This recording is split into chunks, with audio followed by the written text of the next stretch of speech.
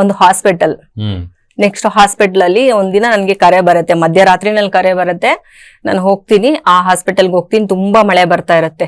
ಅದು Indira Gandhi hospital, Siddapura police station ಪಕ್ಕ ಇರುತ್ತೆ. ಹೋಗ್ತೀನಿ. ಹೋದಾಗ ಕೇಳ್ತಾರೆ, ಅಲ್ಲಿ ತುಂಬಾ ಜನ ಹಳ್ಳಿಗಳಿಂದ ಬಂದಿರ್ತಾರೆ, ತುಂಬಾ ಹಳ್ಳಿಗಳಿಂದ. ನೋಡಿ, ಇವಾಗ ನಮ್ಮ ತಾಲೂಕು ಆಗಿರ್ಬೋದು, ಇಲ್ಲ ಒಂದು ಗ್ರಾಮ, ಯಾವ್ದೇ ಒಂದು ಹಳ್ಳಿಗಳಲ್ಲಿ ದೊಡ್ಡ ದೊಡ್ಡ ಮಕ್ಕಳ ಹಾಸ್ಪಿಟಲ್ ಅಂತ ಇದ್ದಿದ್ರೆ ಪಾಪ ಆ ಜನ ಬಂದು ಗೌರ್ಮೆಂಟ್ ಹಾಸ್ಪಿಟ್ಲಿಗೆ ಬರದೆ ಬಡವರು.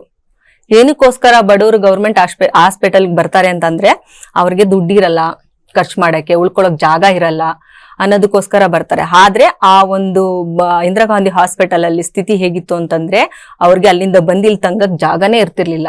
ಅಂದ್ರೆ ಸುತ್ತಲೂ ಹಾವು ಮತ್ತೆ ಇಲಿಗಳು, ಮಕ್ಳನ್ನ ಮಲಗಿಸ್ಕೊಂಡಲ್ಲಿ ಮಲಗಿದ್ರೆ ಆ ಇಲಿಗಳೆಲ್ಲ ಮಕ್ಳ ಕೈಯೆಲ್ಲ ಕಚ್ಚುತ್ತಾ ಇತ್ತು. ಮಳೆ ಬಂದ್ರೆ ಅವ್ರಿಗೆ ಮಲ್ಗಕ್ ಜಾಗ ಇರ್ತಾ ಇರಲಿಲ್ಲ, ಸೋರ್ತಾ ಇತ್ತು. ಆ ಒಂದ್ ರಾತ್ರಿ ನಾನು ಅಲ್ಲಿ ಹೋಗಿ ನೋಡಿ ನನಗೆ ತುಂಬಾ ಬೇಜಾರಾಯ್ತು. ಹೇಗಾದ್ರೂ ಮಾಡಿ ಇದನ್ನ ನಾನು ಸರಿ ಮಾಡಿಸ್ಬೇಕು ಅಂತ. ಆ ಹೋರಾಟಕ್ಕೆ ನಾನು ನೆಕ್ಸ್ಟ್ ಆ ಹೋರಾಟಕ್ಕೆ ಇಳಿಗ್ತೀನಿ. ಆ ಹೋರಾಟಕ್ಕೆ ಇಳಿದ ಸತತವಾಗಿ 1 ವರ್ಷ ಕಾಲ ಹಾಸ್ಪಿಟಲು, ಮನೆ ಹೋಗೋದು, ಆ ಚೇರ್ ಮೇಲೆ ಕುತ್ಕೊಳ್ಳೋದು, ಅವ್ರನ್ನ ಮೀಟ್ ಮಾಡಕ್ಕೆ ಅಂತ. ಅವ್ರು ಮಾಡ್ಬೇಕಲ್ವಾ, ಅವ್ರು ಸಿಗ್ಬೇಕು. ಅವ್ರಿಗೂ ಸಾಕಷ್ಟು ಕೆಲಸಗಳಿರುತ್ತೆ. ಇವಾಗ ಯಾರು ಅಲ್ಲಿ ಇದ್ ಮಾಡ್ತಾ ಇರ್ತಾರೆ, ನಿರ್ದೇಶಕರಾಗಿರ್ಬೋದು, ಅಲ್ಲಿರೋ ಸಿಬ್ಬಂದಿಗಳು ಯಾರು, ಅವರನ್ನ ಮೀಟ್ ಮಾಡೋದೇ ನಂಗೆ ಒಂದು ದೊಡ್ಡ ಸವಾಲ್ ಆಗಿರುತ್ತೆ. ಬಟ್ ಅವ್ರದೇ ಕೆಲಸದಲ್ಲೇ ಅವ್ರು ತೊಡಗಿರ್ತಾರೆ.